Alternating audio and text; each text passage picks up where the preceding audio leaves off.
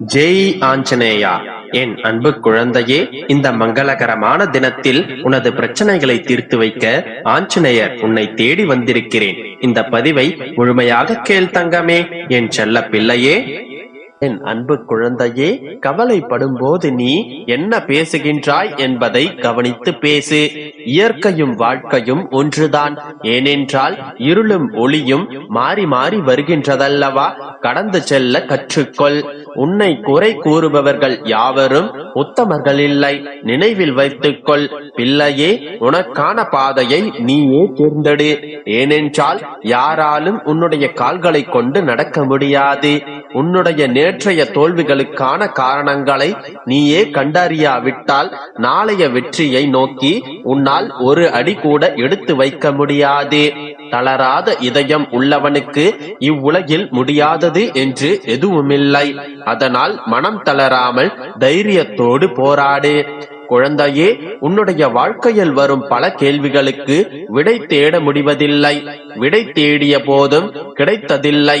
ஆனால் பல அனுபவங்கள் உனக்கு கிடைத்திருக்கின்றது. எல்லோரும் உன்னுடைய தேவை முடியும் வரை உன்னை ஆதரிப்பார்கள். அவர்கள் தேவை வெற்றி கண்டதும் உனது செயல்களை குறை கூறுபவர்களாகவே இருக்கின்றனர். நல்லதோ கெட்டதோ யாருக்காகவும் உன்னை நீ மாற்றிக்கொள்ளாதே.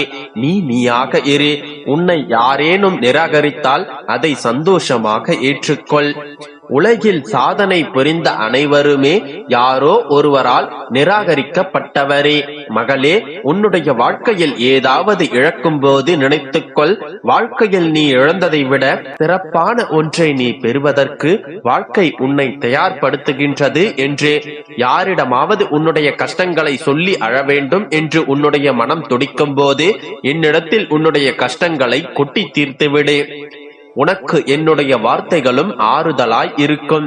என்னுடைய ஆறுதல் வார்த்தைகள் யார் மூலமாவது உன்னுடைய செவிகளில் சேர்க்கப்படும். இதோ இப்போது கேட்டுக்கொண்டிருக்கும் இந்த வார்த்தை கூட உனக்கான என்னுடைய பொன்னான வார்த்தைகள் தான்.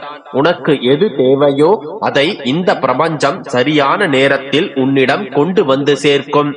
யாருடைய பாவங்கள் விளக்கப்பட்டு விட்டனவோ அந்த புண்ணியவானே என்னை அறிந்து கொள்கின்றார்கள், என்னை வழிபடுகின்றார்கள். நீயோ நானே கதி என்று என்னை சரணடைந்து விட்டாய். இனி எதை நினைத்தும் கலங்க வேண்டிய அவசியமில்லை. உனக்கு துணையாக நான் இருக்கின்றேன். இனி உன்னுடைய வாழ்க்கையில் மகிழ்ச்சி நிறைந்திருக்கும். வெற்றி உன்னை தேடி வரும். கவலைப்படாதே, சந்தோஷமாயிரு. நம்பிக்கையோடு இருந்தால் நல்லதே நடக்கும்.